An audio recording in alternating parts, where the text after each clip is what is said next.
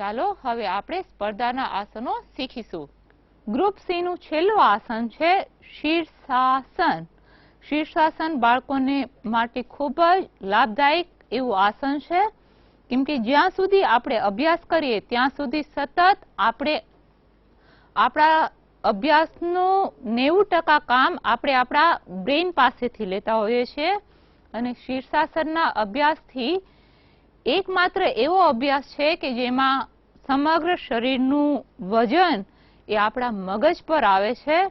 મગજને શીર્ષાસનના અભ્યાસમાં આપણે મેક્સિમમ બ્લડ પૂરું પાડી શકીએ છીએ. શીર્ષાસનના અભ્યાસથી પિનિયલ અને પિટ્યુટરી ગ્લેન્ડ્સ પર બહુ સારું એવું એક મસાજિંગ ઇફેક્ટ્સ ક્રિએટ કરી શકીએ છીએ. શીર્ષાસન બાળકોને કરવું એ ખૂબ જ સરળ છે. તો ચાલો હવે આપણે શીર્ષાસન શીખીએ. શીર્ષાસનનો અભ્યાસ શીખતા પહેલા આપણે શીર્ષાસનને સમજીએ કે શીર્ષાસન કઈ રીતે દેખાય છે. તમારા સમગ્ર શરીરનું વજન તમારા મસ્તક પર છે. હાથને ફિંગર લોકસ કર્યું છે, પણ જે તમારી હથેળી છે એને આ રીતે થોડી ખુલ્લી રાખવાની છે કે આ હથેળીનું જે કર્વ છે એમાં તમારું માથું છે એ બરાબર સપોર્ટમાં આવી જાય. મસ્તક ત્યાં રાખ્યા બાદ તમારા શરીરનું સમગ્ર વજન તમારા બંને હાથ, કોણી અને કાંડા ઉપર રહેશે, અને તમારું માથું છે એ આરામથી જમીન ઉપર રહેશે. આ છે તમારું શીર્ષાસન. શીર એટલે મસ્તક. હવે આપણે શીર્ષાસન શીખીએ કે શીર્ષાસનમાં સ્ટેપ બાય સ્ટેપ કઈ રીતે જઈ શકાય. સૌ પ્રથમ વજ્રાસનમાં બેસો. તમને શીર્ષાસન આગળ અને પાછળ બંને તરફથી બતાવવાની કોશિશ કરીએ છીએ કે જેનાથી તમને ખ્યાલ આવે કે શીર્ષાસનમાં આપણે પાછળથી પગ કઈ રીતે ઊંચા કરવાના છે. વજ્રાસનમાં તમને પેલા હું એક નાનો એવો મારો અનુભવ કહું. હું જ્યારે શીર્ષાસન શીખતી હતી તો મને મારા ટીચરે સરખું શીખવું નહોતું. હું મારા ઘરની અંદર એટલી બધી વાર શીર્ષાસનમાંથી પડી છું કે મારું આ કપાળ છે એમાં મોટા મોટા ઢીમડાઓ થઈ જતા હતા. એટલે હું આશા રાખું બાળકો કે આજે હું તમારી ટીચર બનીને તમને શીખવું છું તો તમે શીર્ષાસનને ખૂબ સારી રીતના શીખો કે જેનાથી મને જેટલું માથામાં વાગતું હતું એટલું તમને લોકોને ન વાગે. બરાબર સમજજો કે તમને શું કરવાનું છે. સૌ પ્રથમ વજ્રાસનમાં બેસો. વજ્રાસનમાં બેસ્યા બાદ તમે તમારા હાથને જમીન પર લગાવો. ફિંગર લોક કરો. હવે ફિંગર લોક કર્યા પછી એક વાત યાદ રાખવાની છે કે આ જે તમારી કોણી છે એનું અંતર જો ખુલ્લું હશે તો તમારું બેલેન્સ નહીં રહે. જો કોણીઓ તમારી સાવ ચીપકેલી હશે તો પણ તમારું બેલેન્સ નહીં રહે. હવે તમે શું કરશો કે ડિસ્ટન્સ અમને કઈ રીતે નક્કી કરવું, કે કેમ ખબર પડે કે શીર્ષાસનમાં કેટલું ડિસ્ટન્સ રાખવાનું. તો તમે આ જે ફિંગર લોક કર્યો છે એને ખોલી અને આ રીતે ચેક કરો. તમે આ રીતે ફિંગર લોક કરી અને નીચે આવો છો એ પછી તમે ચેક કરો કે મારી કોણીઓ આટલી ખુલી છે, આટલી ખુલી છે કે આટલી છે. એ ચેક કરવા માટે ફિંગર લોક છોડો. આ હાથથી અહીંયા ચેક કરો, એને પાછું અહીંયા જ લઈ આવો.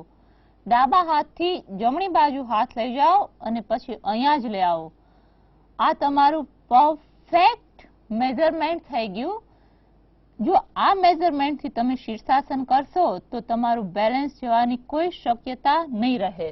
એ મેઝરમેન્ટ લીધા બાદ તમારું મસ્તક છે એ હથેળીના ઉપર નથી રાખવાનું.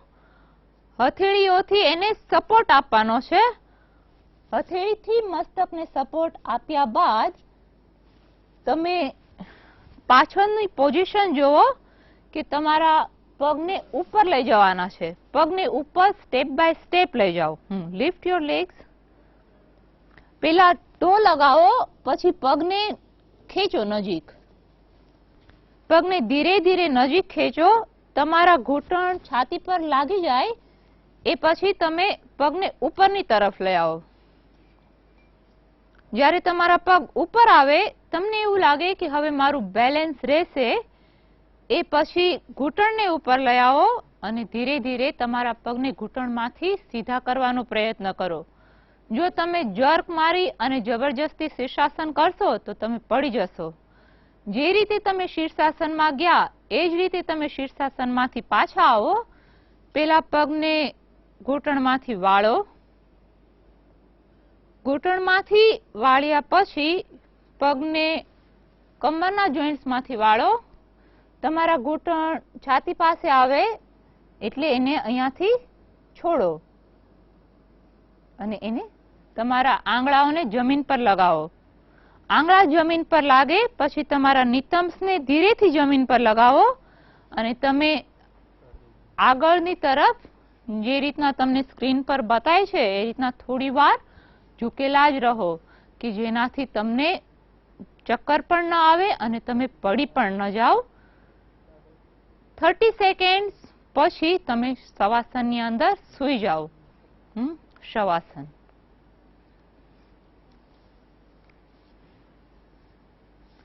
ફરી એકવાર રિક્વેસ્ટ કરું છું કે જ્યારે પણ તમે કઠિન આસનો કરો છો અથવા કોઈ પણ એવા આસનો કરો છો કે જેમાં લોહીનો પ્રવાહ તમારા મસ્તક તરફ જાય ત્યારે તમને તરત ઊભા થવાનું નથી. આઈધર તમે આગળની તરફ ઝૂકીને આરામ કરો નહીં તો તમે શવાસનની અંદર સૂઈ જાઓ કે જેનાથી તમારું જે બ્લડ સર્ક્યુલેશન્સ છે એ નોર્મલ કન્ડિશનની અંદર પાછું આવી જાય. બાળકો, અત્યાર સુધીના એપિસોડ્સમાં આપણે જે કાંઈ શીખ્યા ગ્રુપ એ, ગ્રુપ બી અને ગ્રુપ સી ના આસનો એ કમ્પલસરી આસનો હતા. હું જ્યારે તમને સ્પર્ધાના નિયમો સમજાવીશ ત્યારે થોડું વધારે ડિટેલમાં સમજાવીશ કે ગ્રુપ એ, ગ્રુપ બી અને ગ્રુપ સી 3 ગ્રુપની અંદરથી કુલ 18 આસનોમાંથી માત્ર 3 આસનો જ કરવાના હોય છે. કેવી રીતના ડિસાઇડ થાય એ બધું આપણે થોડી વાર પછી સમજીએ. કુલ 18 આસનોનો અભ્યાસ તમે જ્યારે કરી લ્યો એ પછી તમને પસંદગીના 2 આસનો કરવાના હોય છે. એટલે કે સ્પર્ધામાં 18 આસનોમાંથી કોઈ પણ 3 આસનો જે એના નિયમો પ્રમાણે નક્કી થાય એ આસનો અને તમારી પસંદગીના 2 આસનો એમ કુલ મળીને 5 આસનો કરવાના હોય છે. તો અત્યારે હું તમને માત્ર પસંદગીના 2 જ આસનો શીખવીશ. જો તમને આ સ્પર્ધાનો વધારે અભ્યાસ હોય તો તમે અમારો કોન્ટેક્ટ કરી અને અમારા પાસેથી વધારે આસનો શીખવાની આશા રાખશો તો ભવિષ્યમાં અમે ચોક્કસ એ આસનો શીખવવાનો પણ પ્રયત્ન કરીશું. અત્યારે પસંદગીના 2 આસનો આપણે શીખીએ કે જેની અંદર કેટેગરી હોય છે એ ગ્રેડ, બી ગ્રેડ અને સી ગ્રેડ. જો તમે એ ગ્રેડના આસનો કરો તો તમને 10 માંથી માર્ક્સ મળે, બી ગ્રેડના આસનો કરો તો તમને 8 માંથી માર્ક્સ મળે અને સી ગ્રેડના આસનો કરો તો તમને 6 માંથી માર્ક્સ મળે. તો અત્યારે અમારો પ્રયત્ન છે કે તમને એ ગ્રેડના 2 આસનો શીખીએ. સૌથી પહેલું આસન આપણે જોઈએ કોકિલ કંઠાસન. કોકિલ કંઠાસન કઈ રીતે કરવાનું છે એ જોઈએ. એ ફ્લેક્સિબિલિટી અને લેગ બેલેન્સ છે.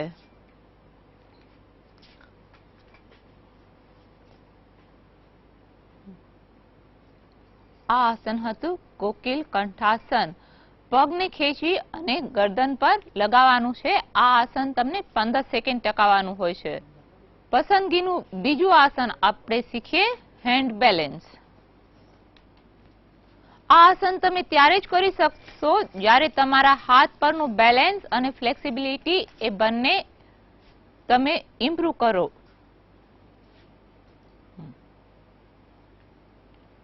તમે જોઈ શકો છો કે ફ્લેક્સિબિલિટી પણ છે સાથે સાથે બેલેન્સ પણ છે. આ બધા કઠિન આસનોના અભ્યાસથી તમે તમારી એકાગ્રતા ખૂબ જ વધારી શકો છો. પસંદગીના આસનોના ટાઈમિંગ્સ દર વર્ષે સ્પર્ધાઓની અંદર થોડા આગળ પાછળ થતા હોય છે, પણ તમને એ ગ્રેડના આસનોની પ્રેક્ટિસ એટલીસ્ટ 15 થી 20 સેકન્ડ સુધી કરવાની રહેશે કે જેનાથી તમને જો આસન 15 સેકન્ડ ટકાવે તો પણ તકલીફ ન થાય, જો આસન 20 સેકન્ડ ટકાવે તો પણ તકલીફ ન થાય. કોઈ પણ ટીચરે પ્રયત્ન ન કરવો કે બાળક પાસે 20 સેકન્ડથી વધારે કઠિન આસનો ટકાવે. જો એ લોકોને સરખો અભ્યાસ નહીં હોય તો હાર્ડ આસનોની પ્રેક્ટિસ બાળકોને નુકસાનકારક પણ સાબિત થઈ શકે. આ જે 18 આસનો અને પસંદગીના 2 આસનો એમ કુલ મળી દરેક બાળકને 20 આસનો જો પરફેક્ટ આવડતા હોય તો એ શાળાકીય યોગાસન સ્પર્ધાઓની અંદર ભાગ લઈ શકે છે. હવે આપણે જે સ્પર્ધાનો બીજો ભાગ છે ઇન્ડિવિડ્યુઅલ આર્ટિસ્ટિક યોગાસન સ્પર્ધા, જેને કે છે ઇન્ડિવિડ્યુઅલ આર્ટિસ્ટિક યોગાસન ચેમ્પિયનશિપ, તો હું આપને સ્પર્ધાનો બીજો ભાગ કે જે ઇન્ડિવિડ્યુઅલ આર્ટિસ્ટિક યોગાસન સ્પર્ધાની અંદર કોઈ પણ સ્ટેટમાં એક એજ ગ્રુપમાંથી એક જ બાળક એમાં પાર્ટિસિપેટ કરી શકે છે. એના કુલ 7 આસનો છે. તો આપણે 7 આસનોનો અભ્યાસ કરવાનો પ્રયત્ન કરીએ. ફરી હું શિક્ષકો અને બાળકોને વિનંતી કરું છું કે હવે પછીના એપિસોડમાં અમે આપને જે કાંઈ શીખવવા જઈ રહ્યા છીએ એ આસનો ખૂબ જ કઠિન છે, ખૂબ જ અભ્યાસ માગી લે એવા છે. બાળકો કે ટીચરોને હું ડરાવતી નથી, પણ યોગ આજે સમગ્ર વિશ્વની અંદર ખૂબ જ લોકપ્રિય છે અને આપણે આપણા એપિસોડ્સ પાછળનું આપણું મેઇન લક્ષ્ય છે કે આપણે બાળકોને આસનો કરવા માટે ઉત્સાહિત કરીએ. જો સ્કૂલના ટીચરો અને અભ્યાસ કરતા બાળકો થોડી સાવચેતી રાખીને અભ્યાસ કરશે તો હું આશા રાખું છું કે અમારા એપિસોડ્સ જોઈને દરેક બાળક ખૂબ સારી રીતે આસનોનો અભ્યાસ કરી શકશે. તો હવે હું આપને આર્ટિસ્ટિક યોગાસન ચેમ્પિયનશિપ્સના 7 કઠિન આસનોના અભ્યાસ તરફ લઈ જાઉં છું. આર્ટિસ્ટિક યોગાસન સ્પર્ધાનું પ્રથમ આસન છે ધ્વજાસન. ધ્વજાસન કરવા માટે તમને જે ભૂમાસન છે, જો તમે ભૂમાસનનો અભ્યાસ કર્યો હશે તો તમે ધ્વજાસનને ખૂબ સરળ રીતના કરી શકશો. ધ્વજાસન શીખતા પહેલા એકવાર આપણે ધ્વજાસનને જોઈએ કે ધ્વજાસન છે એ કેવું દેખાય છે. ધ્વજાસનની અંદર તમારા બંને પગને એક સીધી લાઈનમાં ખોલવાના છે. ડાબા હાથથી જમણા પગને પકડેલો છે, જમણો પગ જમીન પર સીધો છે અને તમારું શરીર પણ એકદમ સીધું રહેવું જોઈએ. આ આસનનું નામ છે ધ્વજાસન. હવે આપણે જોઈએ કે ધ્વજાસન કઈ રીતે કરવાનું છે. ધ્વજાસન કઈ રીતે કરવાનું છે એ સમજીએ. જગ્યા પર સ્થિર અને સીધા ઊભા રહો. શ્વાસ ભરતા ભરતા જમણા પગને ઉપર લઈ જાઓ. બંને હાથની મદદથી પકડો અથવા એક હાથથી પકડી પગ સીધો કરો. ઓપોઝિટ હાથથી તમારો એટલે કે ડાબા હાથથી તમારો જમણો પગ પકડો અને શરીરને બને એટલું સીધું રાખો. તમે જો બરાબર ઓબ્ઝર્વેશન કરશો તો તમને ખ્યાલ આવશે કે ધ્વજાસનની અંદર જે નીચેનો પગ છે એના પંજા ઉપર ફૂલ પ્રેશર રાખ્યું છે. 15 સેકન્ડ આસન ટકાવ્યા પછી આસનને છોડી દો.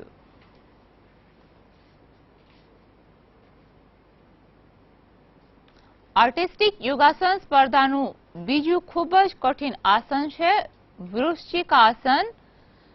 વૃશ્ચિકાસન એ ટોટલી હેન્ડ બેલેન્સ છે, એટલે તમારા બંને હાથ પર તમારું સમગ્ર શરીરનું બેલેન્સ રહેશે અને તમારા શરીરનું વજન છે એ તમારા હાથ પર આવશે. એકવાર હું આપને વૃશ્ચિકાસનના પોઝથી ઇન્ટ્રોડ્યુસ કરું કે વૃશ્ચિકાસન કેવું દેખાય છે.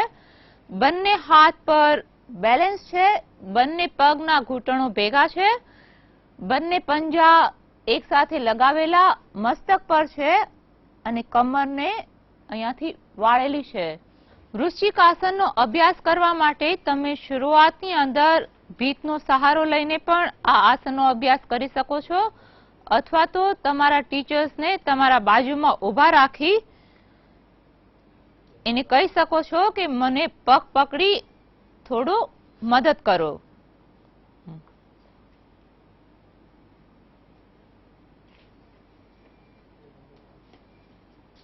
બંને પગના પંજા મસ્તક પર લાગેલા, બંને ઘૂંટણો ભેગા, હાથ કોણીમાંથી સીધા. 15 સેકન્ડ આસન ટકાવી શકો ત્યાં સુધીનો તમારો અભ્યાસ હોવો ખૂબ જ જરૂરી છે. ધીરે ધીરે પાછા આવો.